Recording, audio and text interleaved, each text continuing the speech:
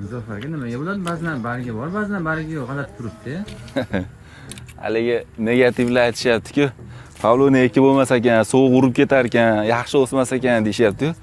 Xuddi o'shalarning gapiga javob.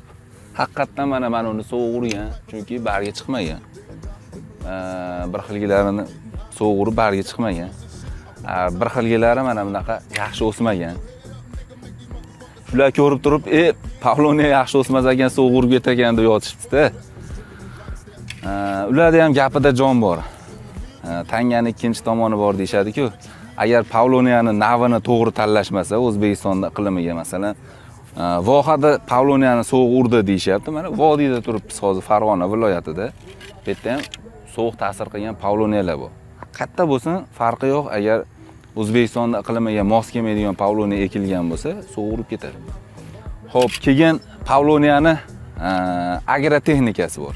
Agrotexnikani to'g'ri qo'llamaydigan bo'lsa, mana shunaqa yaxshi o'smasdan odamda asabi buzilib, bir qiynalib, shuncha sarf xarajat yerlar behuda isrof bo'lishiga olib borishi mumkin. Mana shu Pavloniya 2020-yili ko'chatli holatida ekilgan. 2020da o'sgan, 2021da o'sgan, 2022da o'sgan, bu yil 2023-yil bo'lib turibdi.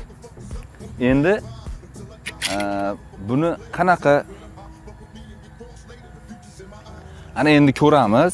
Pavloniyani 2019-yilda ekilib, 2020-yilda taydan texnik kesilgan va 2023-yili qaysi holatdaligini hozir borib tomosha qilamiz.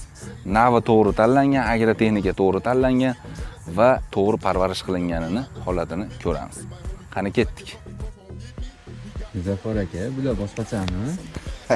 Mana yetib 2019-yili ekilgan, 2020-yili taydan kesilgan, 2020-yili o'sgan, 21 o'sgan, 22 o'sgan, 23 da turibmiz. Xudo xolasa sovuq urgan yo'q. Necha baho qo'yasizlar? Live my life as a thug nigga until the day I die. Live my life as a boss player, see you getting out. These niggas got me.